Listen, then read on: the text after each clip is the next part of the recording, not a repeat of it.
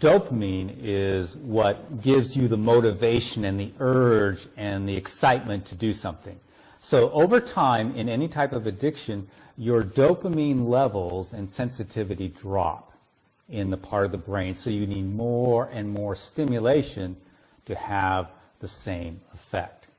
And then the other thing happens is you wire your brain, actually nerve cells connect to wire in Pavlovian, super Pavlovian memories of your addiction. For example, if you're an alcoholic and you've quit and you've been like 90 days sober and you're walking down the street, all of a sudden you walk by a bar, you hear some clanking of glass and the smell of alcohol, all of a sudden you get this urge to drink. It's activated these unconscious memories that are powerful, and they overwhelm the reward circuitry by spiking dopamine real high and saying, go get it.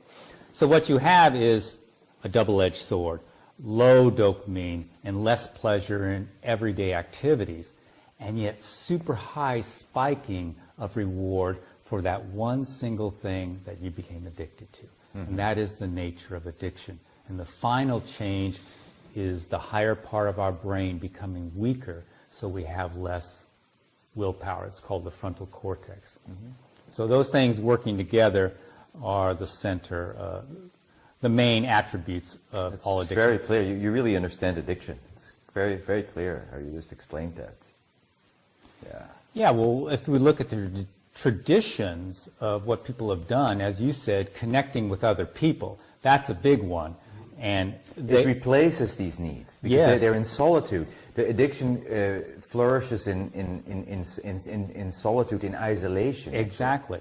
And what happens is you have dopamine, and so once you get off the addiction, your dopamine drops even further. Now you're craving things, and the one thing that will do it is your addiction. But now you can replace that reward with human contact. So that's one big thing, socialization. We tell guys you've got to socialize. The next thing is exercise. Exercise actually elevates the dopamine, and it makes more what are called dopamine receptors in the brain. Another thing that occurs is meditation. Meditation increases dopamine too and keeps the levels high.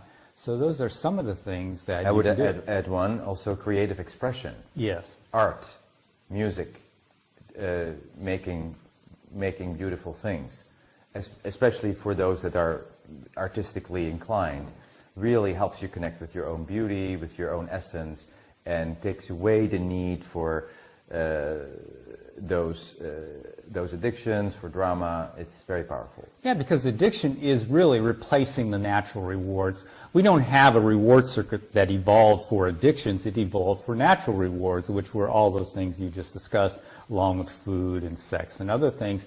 And what these guys find out is once they stop that addiction, those creative things actually come and rise up. They say, oh my God, I'm starting to write again. I'm starting to play my musical instrument again. I've started to program. I'm going out and doing this and that and dancing.